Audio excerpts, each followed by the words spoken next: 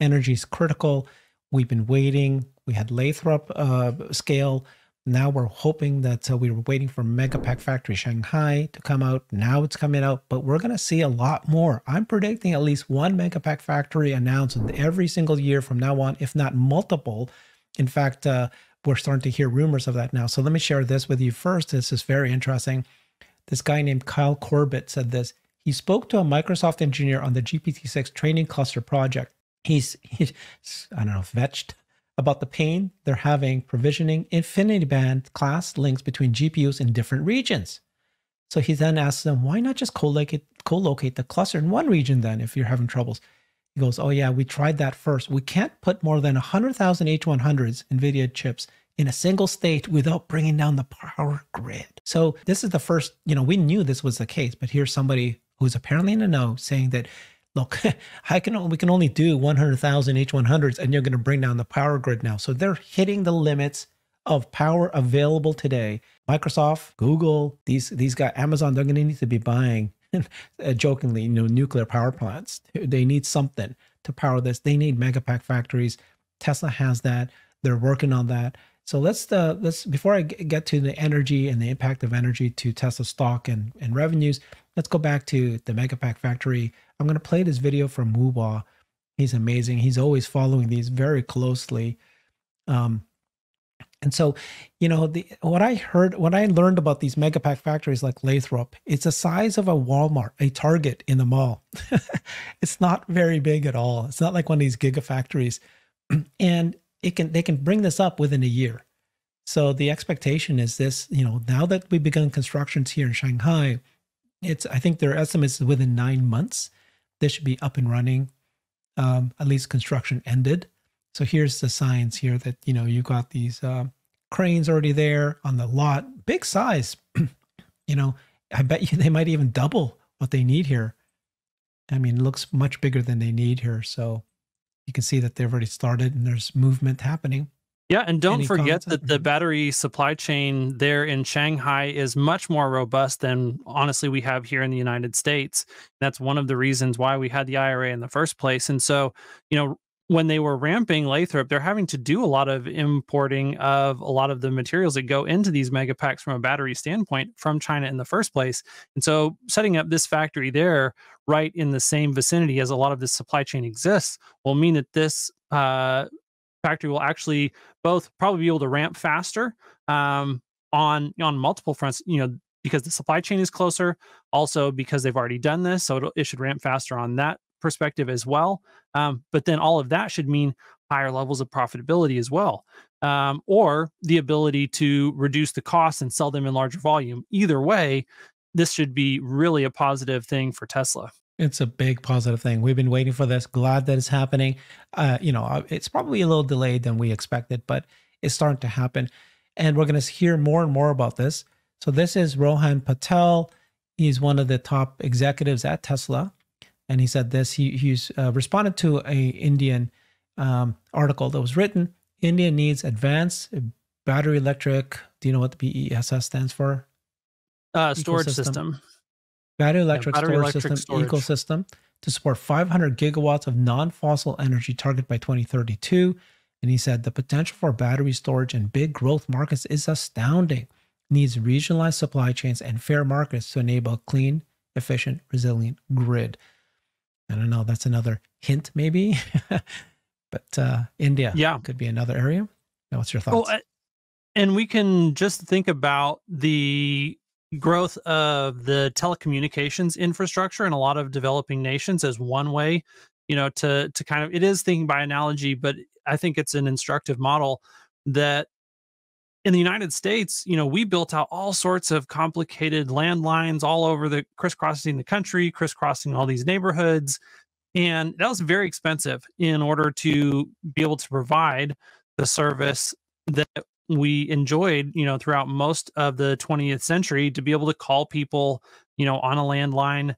And all of that infrastructure was just really too complicated, too expensive for most nations in the world to actually be able to have access to.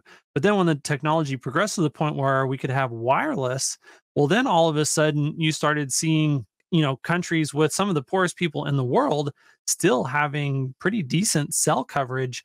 And it's because that infrastructure was cheaper and easier to set up than the previous version of the technology's infrastructure.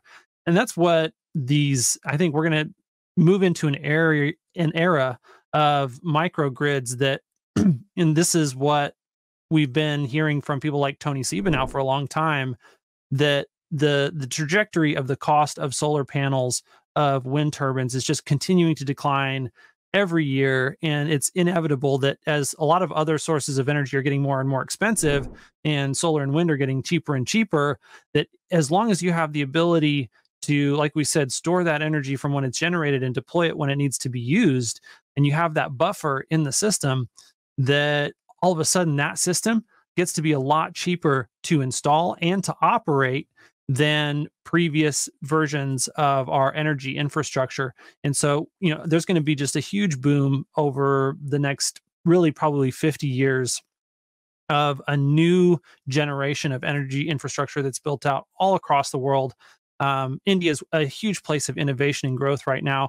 Obviously, they have a very large and very intelligent, sophisticated population, but they have a lot of setbacks that they're facing from an infrastructure standpoint, that they haven't been able to build out all of these things, that we have in some of the more developed nations.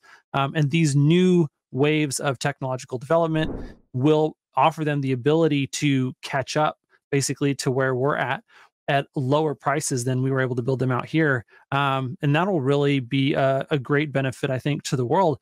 It should be just, a rising tide that lifts all boats from an economic standpoint, for more Indians to actually be able to participate at an even higher level in the global economy than they've been able to in the past. That's right. So what happened in the cellular telecommunication, you said, was that countries that were not yet first world, they leapfrogged the existing technology. Mm-hmm. And so here they're going to want to have data centers. They're going to have one power. They're going to be, announcing these kinds of projects sooner and later. We're going to hear the demand of this is just through the roof. And so Tesla is set up properly. They've now done one Lathrop. They've got the second. Now this Shanghai Megapack factory is the same as Lathrop, right? It's 10,000 megapacks per year is the capacity. And I think it's 40 gigawatt hours. Yeah. So, but once they've got one, they've got the second one, they're going to just pump these out. They're just going to. But remember, that's also what they said for Giga Shanghai, that, they put the nameplate capacity of the factory as, roughly equal to what they had in Fremont. And then it wasn't like, they never officially announced that they had increased, but they were producing more vehicles than the nameplate capacity. So they actually had built out more infrastructure than they led us to believe at the beginning. And I think that I don't know that that's 100% going to happen in this case, but I think it's definitely possible and something to look out for. And we've also been hearing lots of talk about factories going into India. If I was a betting man, I would bet that we see a mega factory in India before we see an auto factory in India. Yeah. And so, this is, it's just something to continue to keep a close eye on and to be excited about, because it just means that more people around the world are going to have better access to the standard of living that people in the developed nations already get to enjoy. And that we can do all of that while solving a bunch of our climate crises in the process. And so it is a hopeful future. It is an exciting future. It's a future with less risk and more prosperity. And Tesla is a huge factor that makes all of that possible. So when we just saw the video of Wuwa, and it looked like the land area is much more bigger than they need for this megapack. So they probably will double it. We'll see. Like you said, we don't know.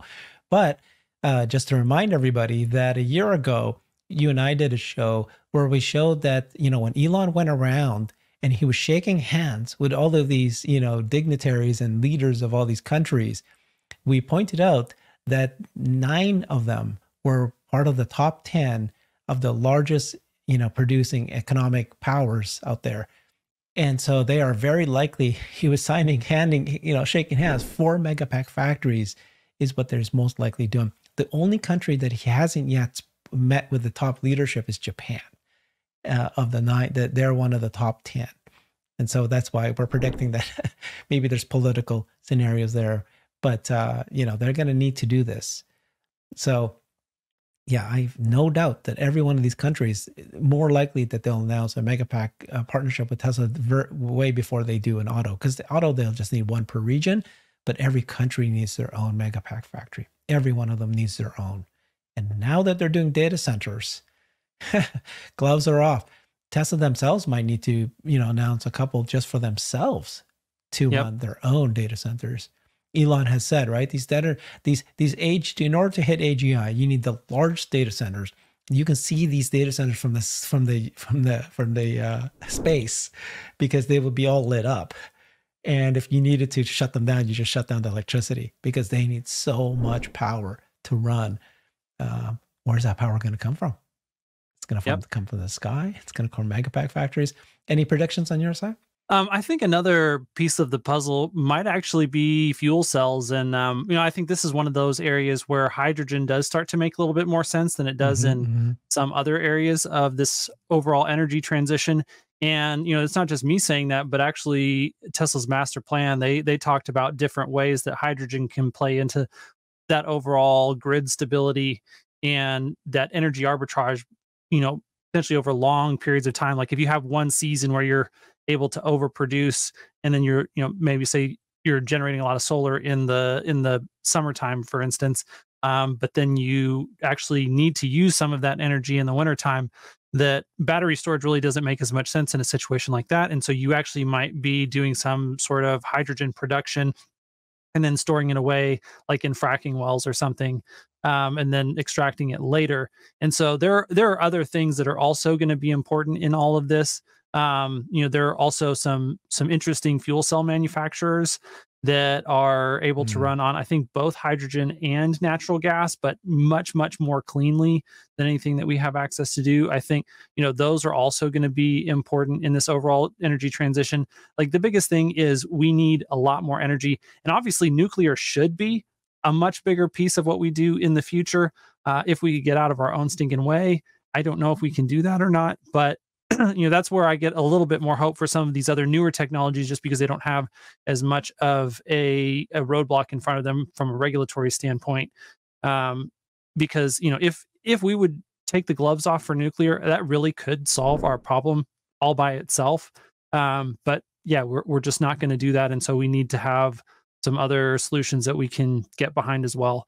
And the silver lining in all of it is that, man, the collective human consciousness is actually really smart. We can actually solve really hard problems, and we're able to, if we run into a roadblock with being too dumb to build the nuclear capacity that we need to, well, we can find other ways. And that is what history has proven out time and time again over thousands and thousands of years. This is not going to be any different. When we encounter problems that cause us enough pain, we figure out solutions, and that's what we're heading into this next 100 years. Such an optimist. You're more optimistic than me. So we've heard Elon promote and agree that nuclear is something that should be used more. He's thinking big. But I'm still going to stand by my prediction that Tesla will announce some very large solar farms. A lot of people think that I'm wrong. I just keep saying that. I think that that's very feasible. Yeah. Master Plan Part 3, the number one pillar of the three pillars is energy generation. Tesla doesn't do energy generation yet, except for the solar roofs, and that has failed. That business is not going anywhere for Tesla. And so they need to generate power. Where are they going to get it from? And you just saw this thing about how, these H100s in one co-located region can not enough power in that state, take down the power grid. And so they need power. They need more power. So I can't imagine, them announcing that this is what they're going to do next. We'll see. But I think to answer that question a little bit, that's why their focus is so much on the mega packs, because China honestly is doing a great job at producing solar cell. Like Tesla doesn't need necessarily to innovate to be the one on the solar cell side, because that industry already exists. It's up and running. The cost declines are coming consistently. Like Tesla doesn't have to do anything there in order for us to realize those cost declines that are going to make solar energy so much cheaper over the next decade. They're really at the forefront of they're obviously not the only battery storage producer. You've got other people like Enphase and also Mhm. EOS, yeah, that starts with an E. That's a little bit more long duration, and then a bunch of people in China that are doing this as well. But Tesla is like, they're really catalyzing that industry, and I think their move into using those LFP cells in a very efficient way in both the power walls and the mega packs, like the entire project in Australia to really kickstart all of this, that was a Tesla thing. So, as far as a leverage play goes, Tesla is able to do the most to accelerate the transition to sustainable energy by focusing primarily their efforts on the mega pack business, and both from a hardware side, but then also from a software side, that really innovating on the auto bidder system and the ability to use the Mhm. free market to really manage that arbitrage of storage from when is the power produced, and optimizing it so that it can be produced when it's cheap as possible and then delivered when it's needed the most.